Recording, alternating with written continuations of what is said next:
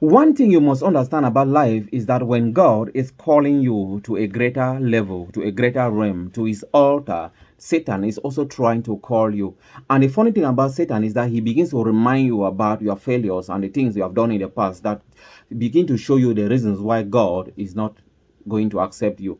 But I've come to tell somebody that you are being called to an altar. God is calling you to an altar, and your answer to that call is in your answer to that call lies your greatness, lies your true identity. Whatever you have heard about yourself in the past was just a camouflage, it was just a lie. But this is God speaking to you in this season for you to understand that he's calling you to a greater realm where you can be able to function according to his pattern for your life and how he created you to be able to function upon the surface of the earth. Therefore, you must learn to listen to the report of the Lord and not the report of the enemy, because God has never asked the enemy's opinion concerning your life. Even in the days of Job, when Job went through everything, God was able to still restore him, because it was never God's intention that he should perish.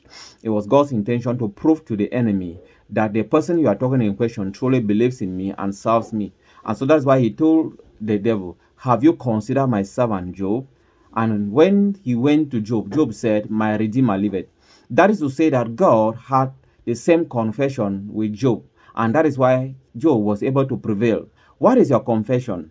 Are you waiting for somebody? Are you waiting for the enemy to tell you why you cannot make it? Or you are listening to God saying and telling you why you are going to make it, why you have made it, why you will make it?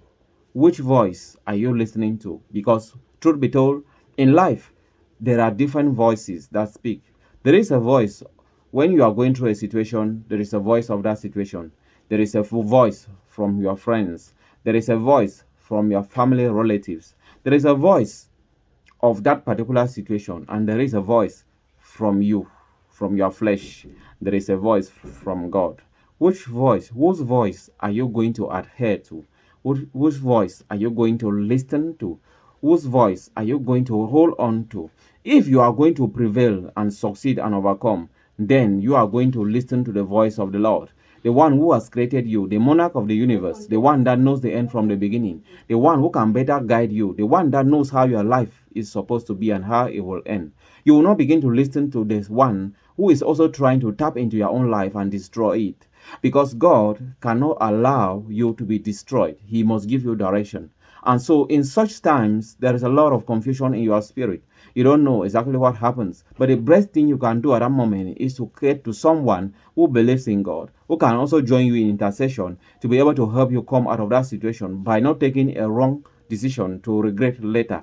Because one who is in the haste might end up a waste. You cannot afford to end up a waste. You want to be in the line where you will end up valuable, where you will end up a success, when you will end up more productive and fruitful. So God's plan for your life is that you may end up productive and fruitful. And so that is what you should be looking at in this season in the name of Jesus. I pray for you by the mercies of the Lord. You are not giving up and you are succeeding. You will not be manipulated into every form of failure, but you are standing sure to declare the goodness of God upon your life, upon your destiny, upon your family, upon your career, in the name of Jesus. And why not your ministry? God bless you.